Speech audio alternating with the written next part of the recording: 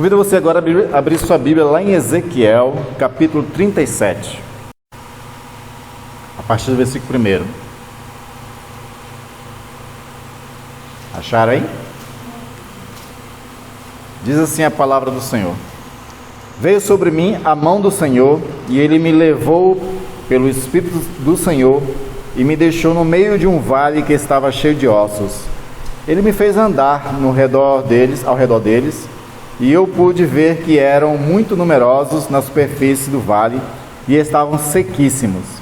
Então me perguntou: Filho do homem, será que estes ossos podem reviver?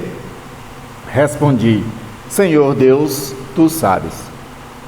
Então ele me disse: Profetize para estes ossos e diga-lhes: Ossos secos, ouçam a palavra do Senhor. Assim diz o Senhor Deus a estes ossos: Eis que farei entrar em vocês o Espírito, e vocês viverão. Porei tendões sobre vocês, farei crescer carne sobre vocês, e os cobrirei de pele. Porei em vocês o Espírito, e vocês viverão. Então vocês saberão que eu sou o Senhor. Então profetizei como me havia sido ordenado. Enquanto eu profetizava, houve um ruído, um barulho de ossos que batiam contra ossos e se ajuntavam, cada osso ao seu osso. Olhei, e eis que apareceram tendões sobre os ossos, cresceram as carnes, e eles se cobriram de pele, mas não havia neles o Espírito. Então ele me disse: Profetize ao Espírito, profetize, filho do homem, e diga ao Espírito: Assim diz o Senhor Deus: Venham dos quatro ventos, ó Espírito, e sopre sobre esses mortos para que vivam. Profetizei como ele me havia ordenado, o Espírito entrou neles, eles viveram e se puseram em pé, formando um exército, um enorme exército. Então ele me disse: Filho do homem, esses ossos são toda a casa de Israel. Eis que dizem: os nossos ossos estão secos, perdemos a nossa esperança, fomos exterminados. Portanto, profetize e diga-lhes: Assim diz o Senhor Deus: Eis que abrirei as sepulturas de vocês e os farei sair delas, ó povo meu, e os levarei de volta à terra de Israel. Vocês saberão que eu sou o Senhor, quando eu abrir as sepulturas de vocês e os fizer sair delas, ó povo meu. Porém em vocês o meu Espírito, e vocês viverão. Eu os estabelecerei na sua própria terra, e vocês saberão que eu sou o Senhor, e eu falei e eu cumprirei, diz o Senhor. Amém. Palavra do Senhor para edificar nossas vidas nessa manhã. Vamos mais uma vez orar ao Senhor, pedindo dele graça e sabedoria. Pai amado e querido, eis o texto do Senhor, que é uma grande lição a qual tu deste a tanto Ezequiel como a Israel. Que esse texto, Senhor, ele seja renovado nesta manhã, para também fazer sentido para nós, e nós também compreendermos essas verdades e sabê-las aplicar, Senhor, na vida da igreja, nas nossas vidas individualmente. Te peço que o Espírito Santo nos conduza na compreensão, para que sejamos edificados. Assim pedimos em nome de Jesus. Amém. Amém. Esse texto, ele revela para nós, entre muitas coisas, primeiro que Deus é um Deus de ressuscitar esperanças.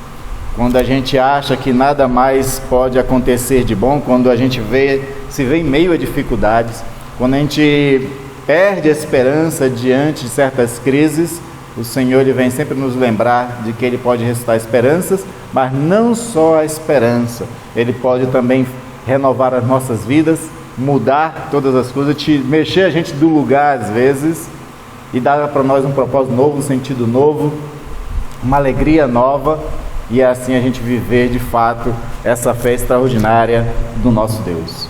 Hoje pela manhã eu mandei uma mensagem para minha noiva, que a mãe dela passou mal ontem, né? E aí eles passaram a noite no hospital, e aí a palavra que eu disse para elas, para essa manhã, para esse novo dia, é que abusem da graça de Deus, tenham fé no Senhor, para que não só seja curada, mas possa experimentar, né, o melhor de Deus nesse dia. Nós somos todo dia convidados a isso, porque todos os dias nós nos deparamos com a contingência da vida, todo dia nós nos deparamos com as dificuldades, com o dinheiro que não é suficiente para pagar os boletos, não é? Ainda mais agora, né? Início de mês, final de mês, início de mês, geralmente a gente fica ali, né? Na agonia, tendo que fazer rancho, mas ainda não recebeu dinheiro para poder pagar o cartão, para poder fazer outra dívida, aquela luta toda. Mas o Senhor, Ele vem sempre nos lembrar que a sua graça renova a cada amanhecer.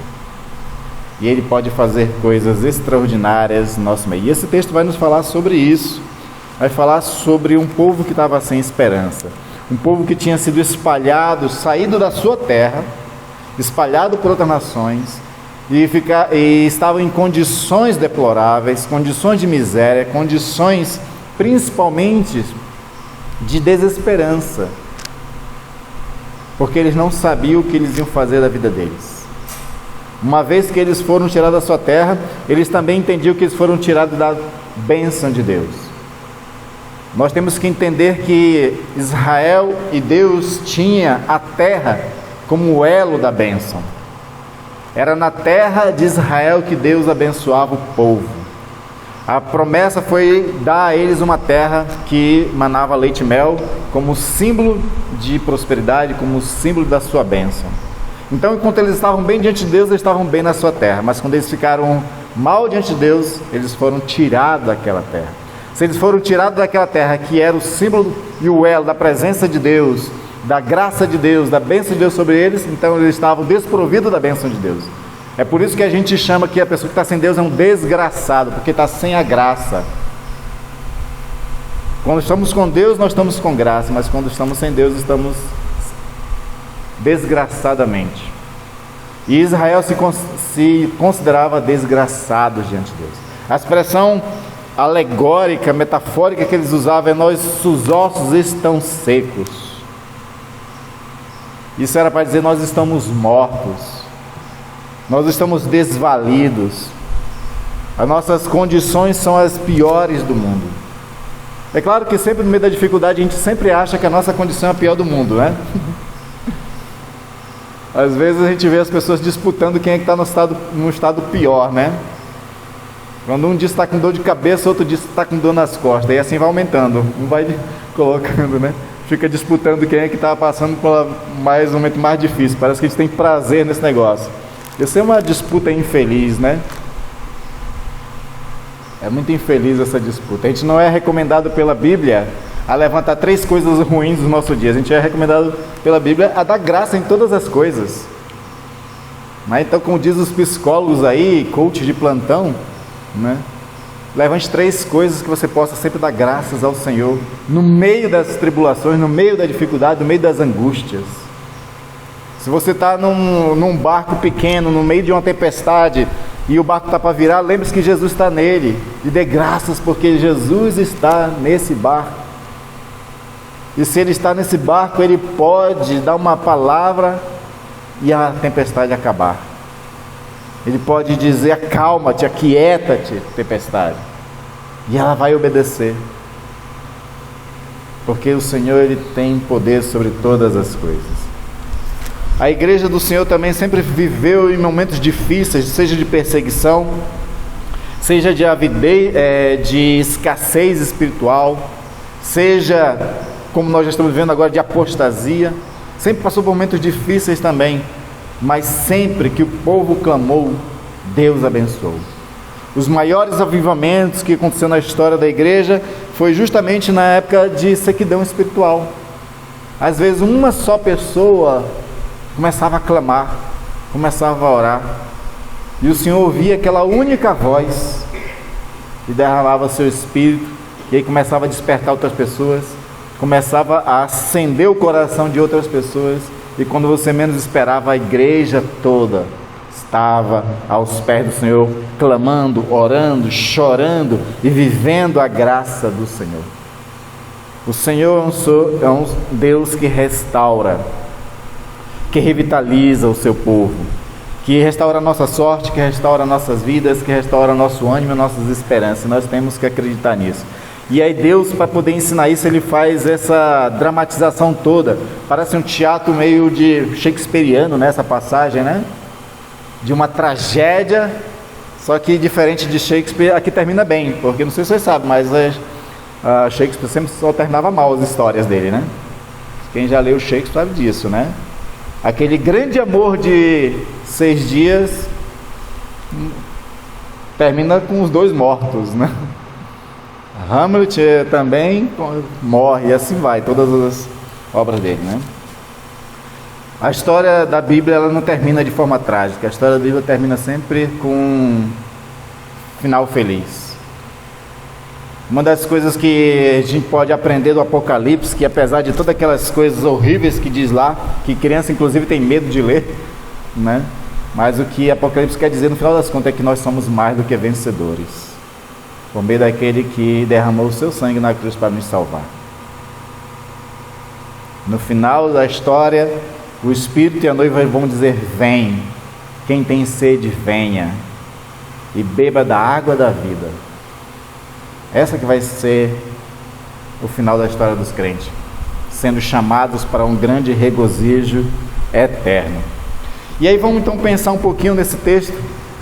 Nesse texto nós vamos ver que o povo de Deus estava desprovido de uma vida espiritual e principalmente eles estavam desprovidos de esperanças, porque, como nós falamos, eles saíram, foram expulsos da sua terra, foram jogados como escravos em outras nações. Quem está acompanhando um pouco a vida da questão dos refugiados sabe o quão é difícil você sair da sua terra e ir para um lugar onde você não conhece a língua, onde você não tem um passaporte, não tem capacidade de arrumar emprego porque você não é autorizado a trabalhar num país estrangeiro, você não tem recurso para comprar uma casa digna. Então quem é refugiado, quem está acompanhando isso, sabe a dificuldade. Imagina naquele período em que não existia Ministério da Ação Social, né? Naquele período não existia essas coisas, apesar de que Deus estabeleceu, né, um Ministério de Ação Social nos seus mandamentos, né? Quando ele diz: amai o estrangeiro, cuidar do órfão, da viúva, né, do estrangeiro. Então ele estabeleceu uma lei civil para que tivesse um Ministério de Ação Social, de auxílio às pessoas necessitadas. Mas a verdade é que não existia muito isso entre os outros povos, e assim eles passavam muita dificuldade para onde eles iam. O seu templo estava destruído, e se o templo estava destruído é porque Deus nos abandonou. Inclusive o próprio Ezequiel, ele traz uma imagem disso, né? Ele tem uma visão em que ele vê a glória de Deus saindo do templo e descendo o monte e atravessando e indo embora, sumindo do outro lado do Monte das Oliveiras. Aquela visão que Ezequiel tem é uma visão de que Deus tinha abandonado Israel. E é assim que eles se encontravam nesse momento, eles sabiam dessa realidade, por isso eles estavam vivendo esse tempo de cabeça baixa, de tristeza, de dor, sem esperança, sem nada. Agora, claro que Deus sempre tenta ensinar o seu povo, tenta sempre chamar ao arrependimento, sempre chamar o seu povo para uma consciência e restaurar-lhes a sua fé e as suas vidas. Desde o profeta Amós ele faz isso. O profeta Amós ele olhou para o povo de Deus e viu que o culto estava sem vida. E aí a música desse povo era como se fosse um barulho estridente aos ouvidos de Deus. E aí Amós chama o povo ao arrependimento, para que através do arrependimento os seus louvores fossem diferentes. Às vezes a igreja do Senhor também, ela tem às vezes essa condição de um culto sem vida, de uma música que é só barulho, porque o coração das pessoas às vezes está afastado de Deus. A gente precisa ver as pessoas adorando a Deus com mais vida, com mais alegria, tirando de dentro a voz e deixando ela transparecer. Sabe aquele negócio que a gente canta para dentro, que ninguém ouve? Isso parece que é um louvor sem vida, sem intenção, sem alegria. A pessoa só mexe os lábios.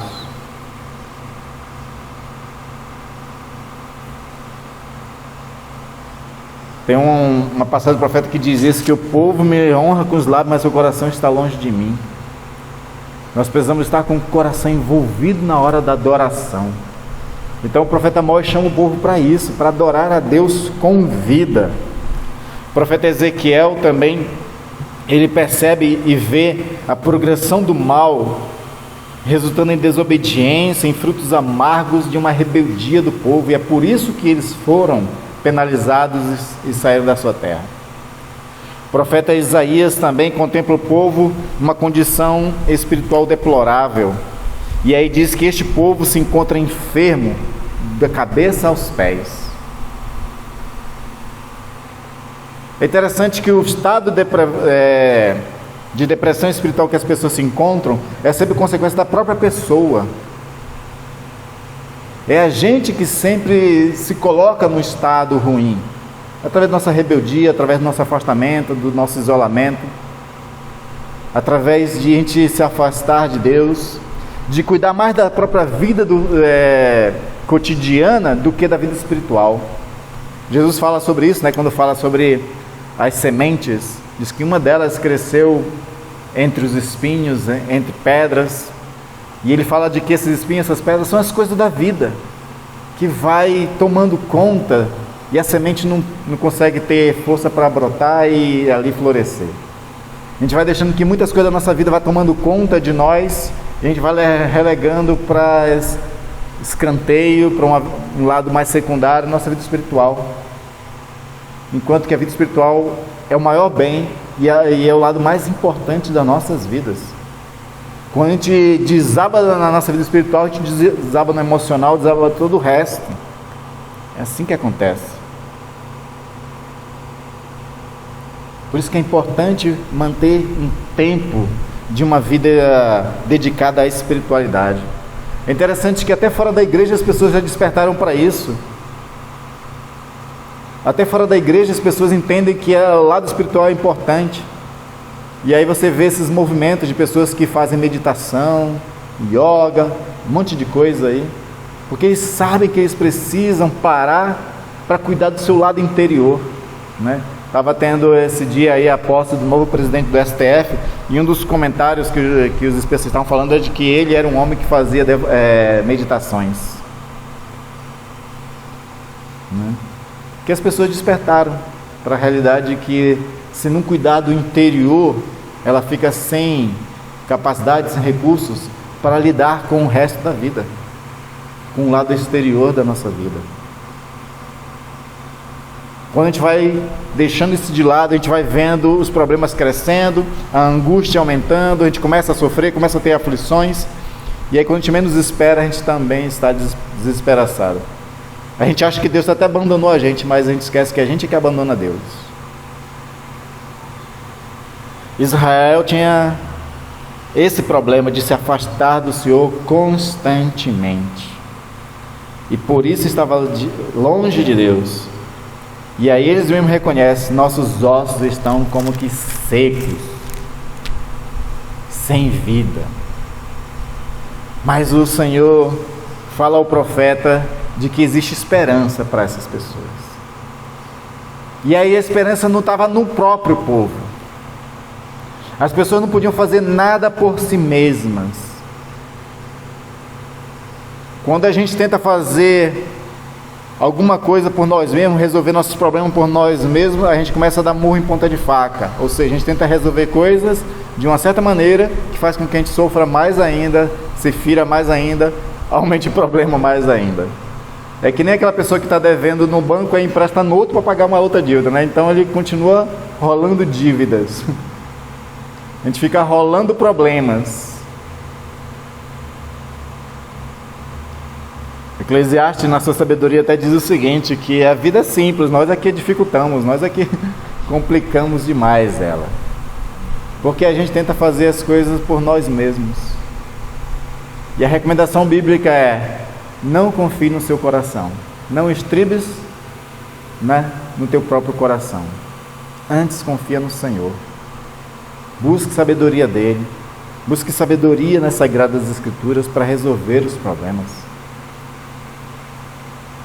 Fazer o exercício do que faria Jesus nessa situação. Fazer o exercício de orar interiormente, pedir direção do Espírito Santo para cada problema do dia. E esse exercício era o que Israel tinha esquecido de fazer. Aí o Senhor resolve intervir. E é sempre Deus que toma a iniciativa, é sempre Deus que corre primeiro, é sempre Deus que vem ao nosso encontro, tentando nos despertar, tentando nos levar ao arrependimento, porque assim, não existe mudança sem arrependimento. A gente nunca consegue sair de um estado e ir para outro sem a gente se reconhecer primeiro. Reconhecer o nosso estado, a nossa situação, o que precisamos deixar de fazer, o que precisamos mudar. É por isso que a palavra conversão, ela é muito importante para o cristianismo, porque conversão é esse reconhecimento e para que haja mudança. Não existe mudança sem reconhecimento. Por isso que a ordem sempre é: arrependei-vos e convertei-vos. O arrependimento é o autoexame e o reconhecimento de que somos falhos, de que erramos na caminhada, de que tomamos o caminho errado, de que falamos coisas que não devíamos para pessoas próximas ou que criou situações difíceis. Esse reconhecimento, quando gera em nós, de fato, um arrependimento, aí sim nós estamos preparados para as mudanças e o Senhor nos ajuda nessas mudanças. Só que o Senhor, Ele tenta nos ajudar trazendo para nós esses reconhecimentos, esse arrependimento. O Espírito fala aos nossos corações, Ele nos desperta para nossas realidades. E se a gente fosse um pouquinho sábio, a gente vai dar ouvido ao que o Espírito Santo fala. Se a gente for um pouquinho sábio, a gente vai parar para ouvir o que o Espírito Santo está querendo nos dizer. Só o tolo não ouve a voz do Espírito Santo. O livro de Provérbios é um livro disso, né? De comparar a atitude, o comportamento do sensato e do insensato, do sábio e do tolo. E todas as passagens aparece que o tolo é aquele que nunca ouve o conselho. Nunca ouve uma chamada de puxão de orelha do Espírito Santo. E ele faz isso. E ele faz isso principalmente através da sua palavra, porque a palavra de Deus é o instrumento de Deus que penetra os nossos corações, dividindo alma e espírito, juntas e medulas, pois ela é apta para discernir as intenções do nosso coração. E ela discernindo a intenção dos nossos corações, ela nos alerta. Olha, tá vendo? Você está fazendo isso, isso, isso por conta disso, disso, disso. Lá em Jeremias, capítulo 17, também o Senhor diz que Ele é aquele que esquadrinha as mentes e os corações para provar os pensamentos da gente. Então, sabe aquele que ouve essa direção do Espírito Santo para gerar esse arrependimento. E é exatamente isso que Deus quer fazer com Israel. Primeiro, Deus usa o profeta Ezequiel para isso. Então você vai ter do capítulo 1 ao capítulo 36 alertas de Ezequiel sobre os pecados que Israel estava cometendo. Quais seriam as consequências desse pecado? Ele enumera os pecados, ele joga na cara os pecados, durante 36 capítulos. Ele fez isso através do profeta. Hoje o Senhor faz isso através da sua palavra, faz através do seu Espírito que em nós habita.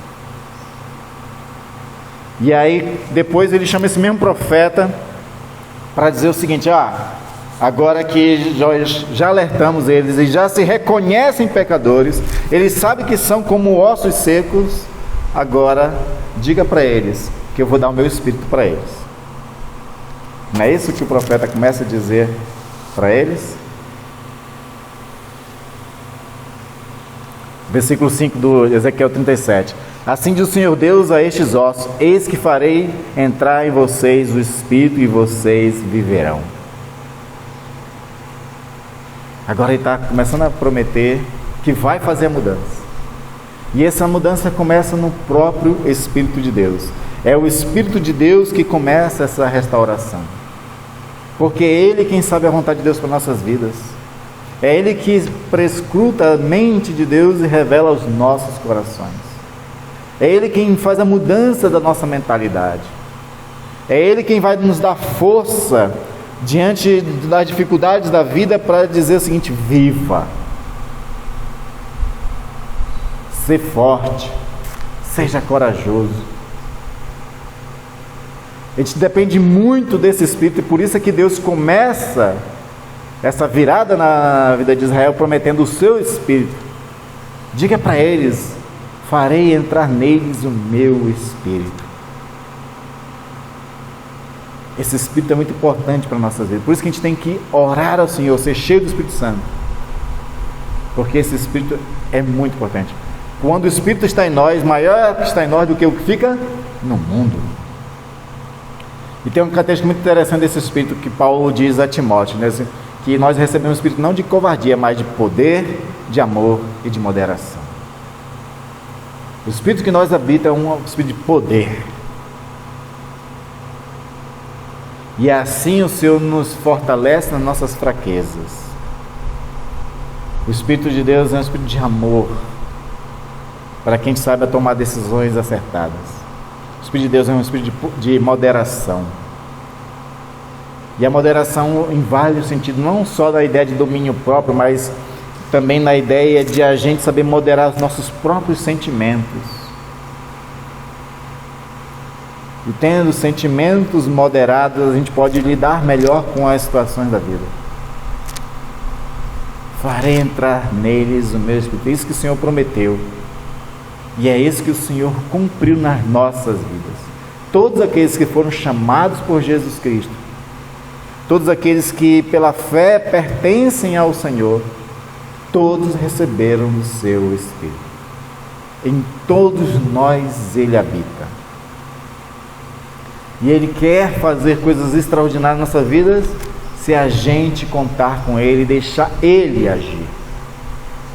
Eu gosto daquela ilustraçãozinha, daquele pequeno folhetinho que existia antigamente, de evangelismo, né, da Cruzada Estudantil. Lembra das 4 leis espirituais? Não sei quem teve acesso a esse material muito antigo, né, das 4 leis espirituais. E aí vinha uma ilustraçãozinha, dizendo que a pessoa sem Deus aí aparecia um coração, né, na ilustração. A pessoa sem Deus é aquela que tinha o eu sentado no trono do coração. E aí que através da conversão de Jesus Cristo, aceitando Jesus como seu Salvador, você tirava o eu e colocava Cristo, né, no trono do coração. O Senhor está em nós, o seu Espírito está em nós, mas a gente fica disputando com Ele no nosso coração quem se assenta nessa cadeira, nesse trono. Muitas vezes a gente dá um empurrão nele. Sabe aquela brincadeira que as pessoas fazem de quando alguém vai sentar, puxa a cadeira? Né? Muitas vezes o Espírito Santo cai porque a gente puxa a cadeira dele, a gente não deixa ele sentar, a gente fica sentado no lugar. A gente tem que fazer o exercício de Paulo, quando Paulo diz: já vivo não eu, mas Cristo vive em mim. A vida que eu tenho é somente na fé naquele que me amou e se entregou por mim. Mas ele dizia: ele já não vive mais, ele deixava Cristo viver através dele. Se a gente deixar o Espírito de Cristo viver através de nós, a gente vai ver nos problemas sendo resolvidos, a gente vai tendo força, a gente vai recebendo consolo no nosso coração para as tribulações, para as perdas, para as dores, para as enfermidades, porque o Espírito vai começando de fato a tomar conta de tudo em nós, e Ele vai aplanando os nossos caminhos. A vida vai ser um mar de rosas? Não, não vai ser um mar de rosas, mas a gente, no meio das tribulações, a gente vai poder ter bom ânimo, como Jesus nos pediu que a gente tivesse. No mundo tereis aflições, mas tende bom ânimo. Se a gente está no meio dessas aflições e não tem bom ânimo, é porque o Espírito não está em nós. Essa que é a questão. E nós precisamos que o Espírito esteja em nós para que a gente tenha bom ânimo. Foi assim que Tiago disse: ao passar por diversas tribulações, tende bom ânimo. Tende motivo de grande alegria, na verdade, algumas tradições dizem, né? É difícil ter alegria, né, no meio das tribulações, né? Mas só tem aqueles que têm o Espírito conduzindo todas as coisas, porque aí a gente descansa nele, a gente repousa nele. Essa que é a ideia da palavra gratuidade. Gratuidade é a gente viver no estado tal, é que a gente confia tanto no Senhor, que as coisas estão acontecendo ao nosso redor e a gente permanece sereno, permanece firmes. Aqueles que confiam no Senhor são como os montes de Sião, que não se abalam, mas firmes para sempre. Se a gente não está firme é porque a gente não está confiando no Espírito que o Senhor fez entrar em nós. E esse Espírito, quando entrou nesses ossos, deu vida a esses ossos. Foi produzindo ali carne, tendões, foi unindo tudo. Ele se levanta e se torna um grande exército. Essa visão dramática que Ezequiel tem é uma visão muito poderosa, porque racionalmente a gente sabe que ossos secos não podem ter vida. Ossos secos não podem ter vida. No mundo pentecostal a gente ouve muito relatos de alguém às vezes que ressuscitou dos mortos, né? Pessoas que estavam às vezes lá 2 dias mortos, né? Foi declarado clinicamente morto e de repente ressuscita no velório, qualquer coisa desse tipo assim. Mas fica bem mais difícil a gente acreditar que uma pessoa que já está na sepultura, né, lá, sei lá, 10 anos e só ossos, de repente pode ser ressuscitado. Fica bem mais difícil, não fica?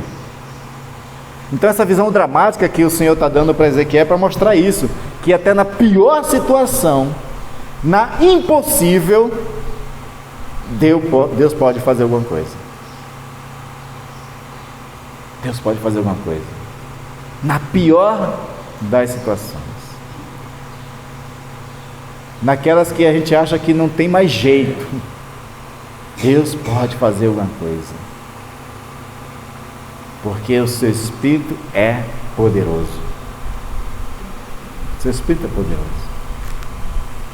E é nesse Espírito poderoso é que nós temos que contar, viver plenamente, ser cheio dele, viver em plenitude dele. Por isso que Paulo recomenda: não vos embriagueis com vinho, mas enchei-vos do Espírito Santo, falando entre vós com salmos, hinos e cânticos espirituais, orando em todo tempo.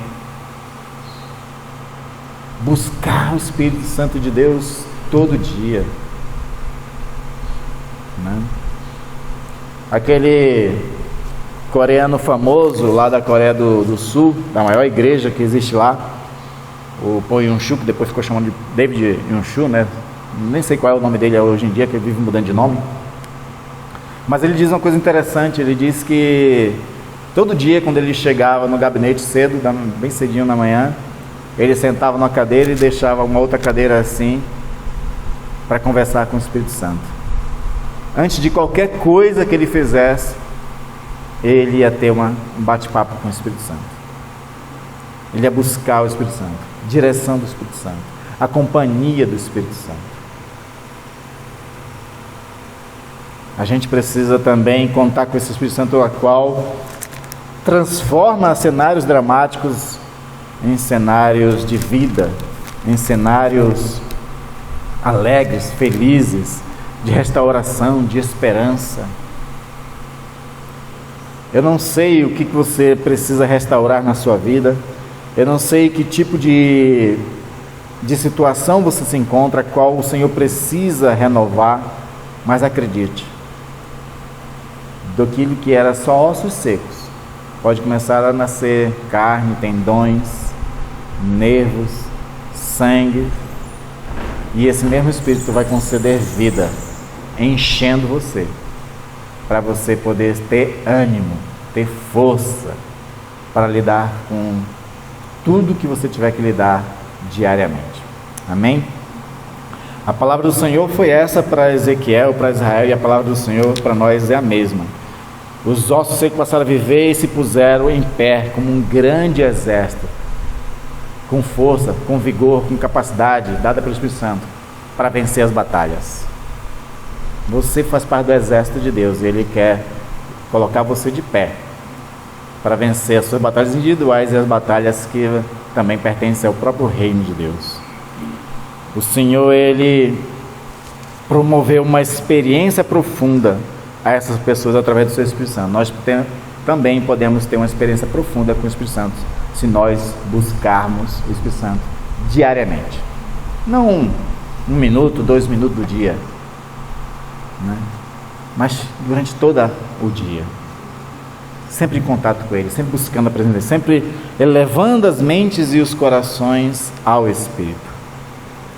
E assim nós vamos poder contar com Ele, revivendo, resolvendo e nos dando vitória em todas as coisas. Amém? Vamos orar ao Senhor. Pai querido e amado, sabemos, ó Pai, que diante de muitas situações difíceis nós não temos mais força, estamos esgotados, os nossos ossos estão secos, figuradamente falando, mas contamos com o Senhor, para que o Senhor nos dê vida, o Senhor nos fortaleça, que o Senhor nos coloque de pé, como um exército capacitado, habilitado para as batalhas diárias, batalhas que travamos às vezes na família, no trabalho ou fora em situações difíceis, batalhas que às vezes são difíceis para nós e temos perdido, mas eu sei que o Senhor pode nos capacitar para sermos mais do que vitoriosos. Também batalhas espirituais, porque sabemos que temos um inimigo que anda ao nosso derredor querendo nos tragar, mas o Senhor também nos capacita para resistir, para dizer não ao pecado, dizer não àquilo que pode complicar as nossas vidas. Batalhas, Senhor, que pertencem ao próprio reino, porque o reino está em avanço para conquistar corações. E que o Senhor nos habilite também para essas batalhas, para essas lutas, e assim entrarmos no território do inimigo e resgatar vidas de lá. Faz de nós, Senhor, mais do que vencedores. Nos dá força todos os dias. Nos dá direção e sabedoria todos os dias. Te move através de nós todos os dias, Pai. Em nome de Jesus. E aos meus irmãos aqui presentes, dá conforto, dá consolo, dá esperança em seus corações. E aumenta a fé, Senhor, de cada um. Isso te peço, Senhor, em nome de Jesus. Amém. Amém.